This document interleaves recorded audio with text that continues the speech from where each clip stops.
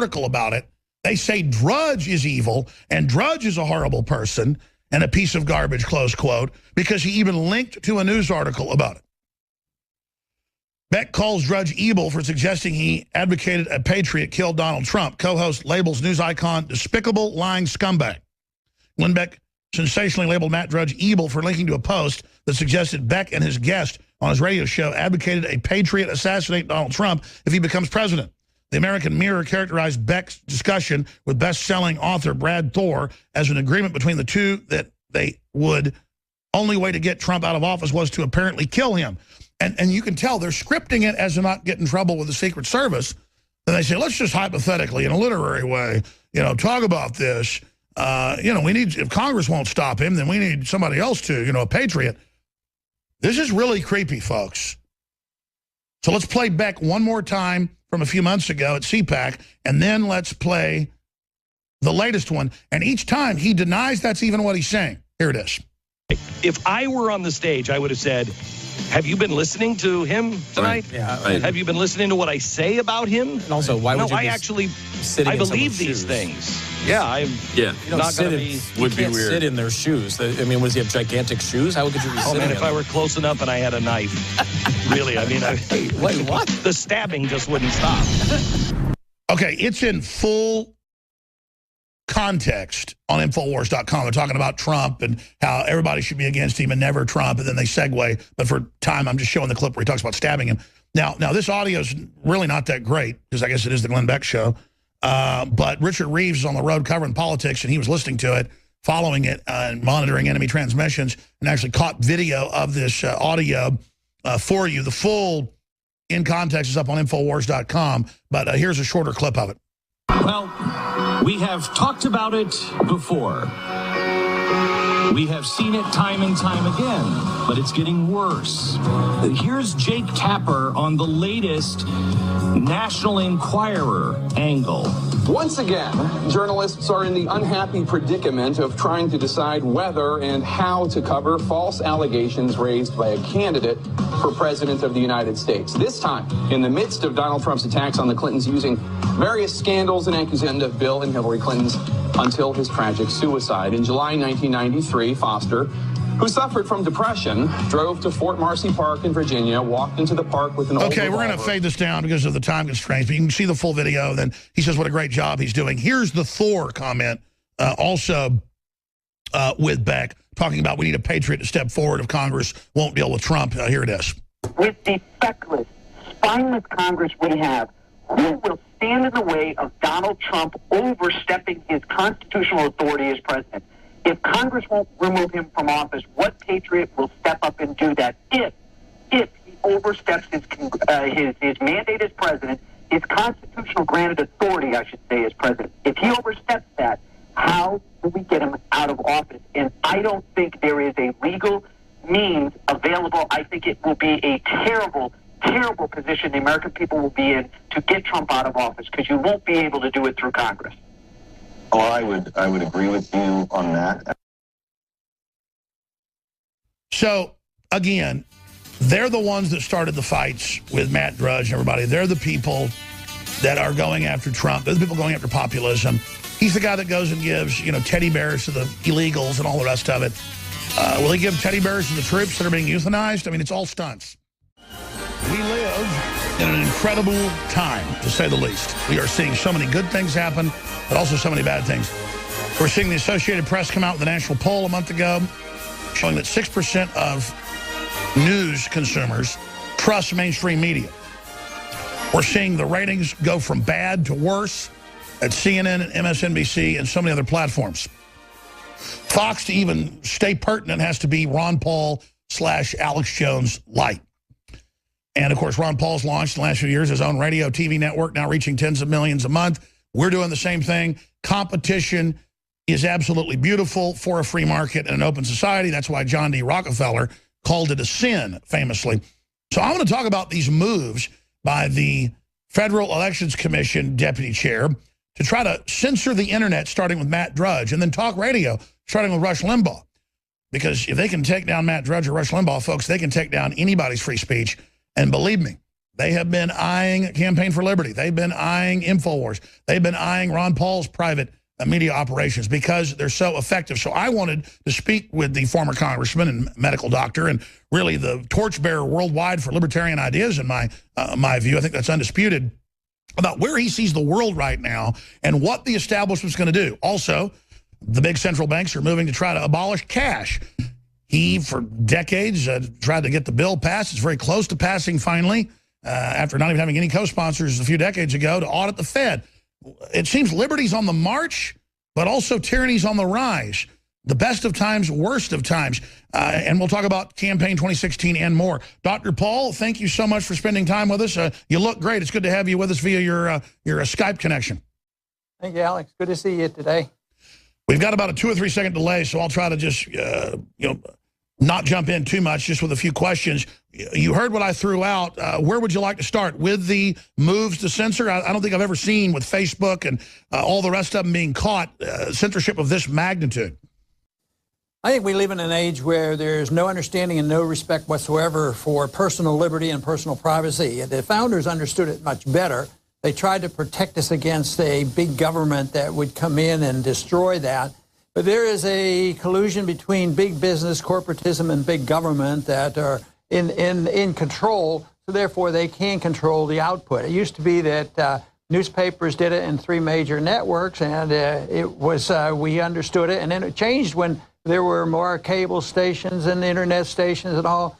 But they haven't quit. They're still challenging us, and you're right, the IRS has not been kind to us. They've been after us quite a few different times on some of our organizations, and they continue to do it.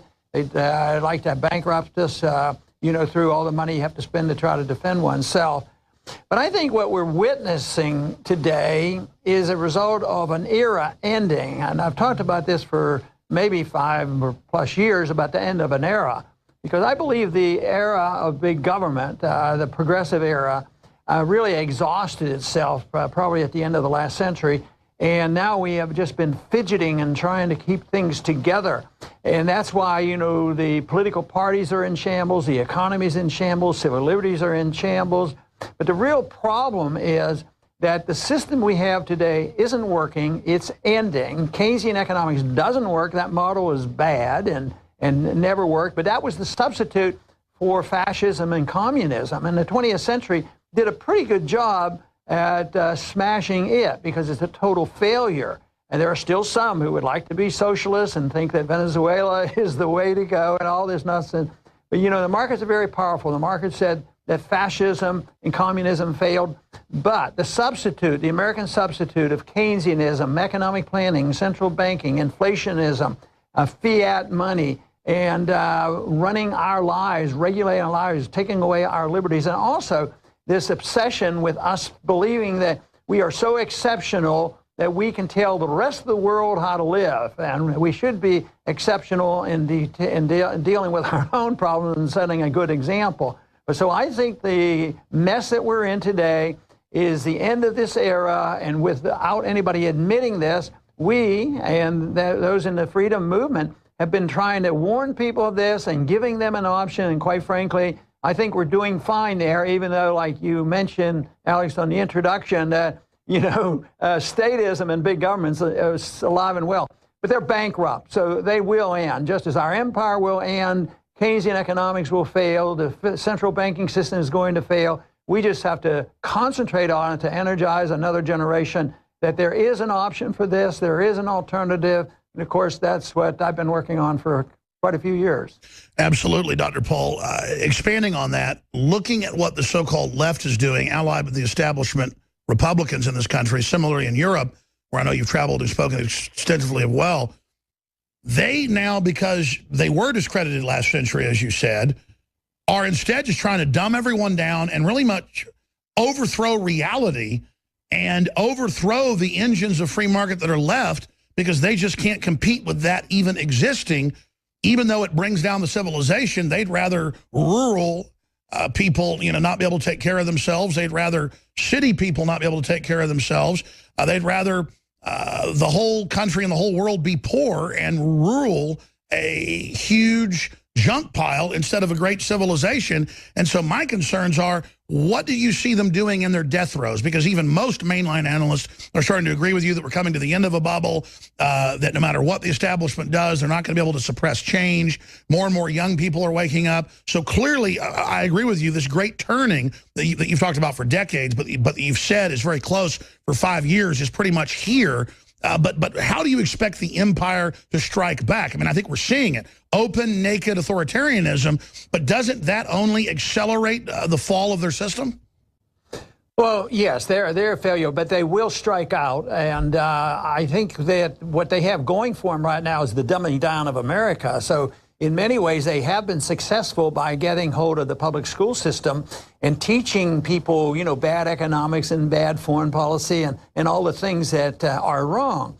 But at the same time, you know, the failure is there. I think they know that the failure is there, but they will strike out and they will become more authoritarian. And I think that is exactly what they're doing.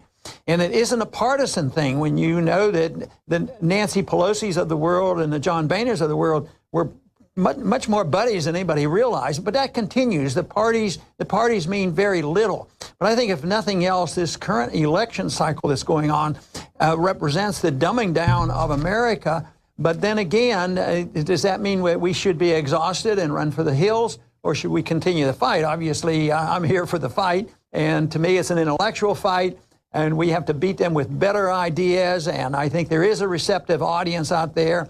But what they have power because they're in control right now. But what we have on our side is that ideas have consequences. You can't stop ideas. Even the armies and the governments can't stop ideas if their time has come. And of course, the need has come, and certainly we hope to make it. Our time has come for the option to be, because I see the collapsing of this system as the opportunity to be more forceful in our presentation, because they will be very aggressive. They will use the judicial system and the IRS and everything else because their goal is power.